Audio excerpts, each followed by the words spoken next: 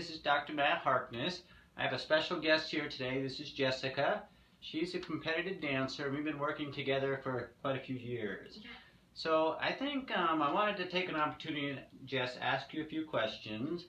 But before I do, I just want to kind of talk a little bit about, as we work together, how that we improved with your ability to dance.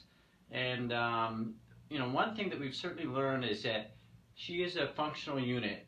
At times she'll come in with some back pain, some calf pain, but we've learned we're more successful as we treat her as one complete whole. So, Jess, why don't you tell me a little bit about some techniques or your mindset, what you've learned through physical therapy? I have learned to be a lot more conscious of my body, and when something hurts, to listen to it, that I can't just push it off and just push through it, that it needs to be fixed so I can have a long career in dance. Okay, very good. Yeah, that's very important. So what are some things practically that you do, say you have some hip pain, what would you do differently as you're getting ready for your routine?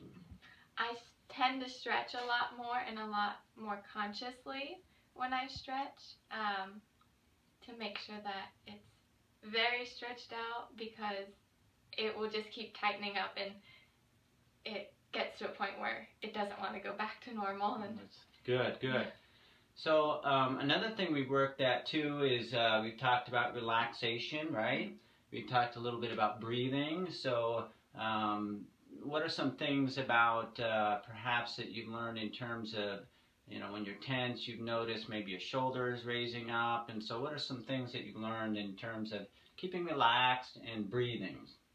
Yeah, a lot of dancers like to hold tension in certain areas of their body, and it's very important just to push it all down and out, and just breathe in and out and just relax and let everything fall down, and it helps when you're dancing a lot. Very good.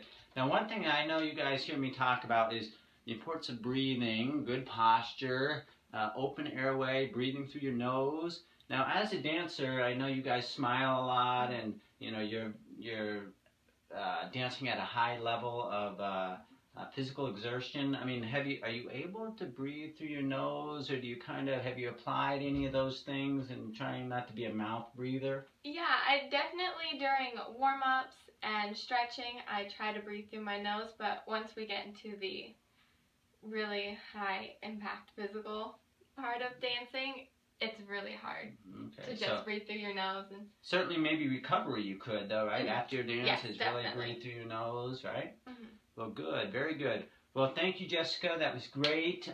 Jessica, hopefully she's going to start doing her own segments on helping you dancers out there, and I'll continue to share my information as well, but thank you very much. Thank you.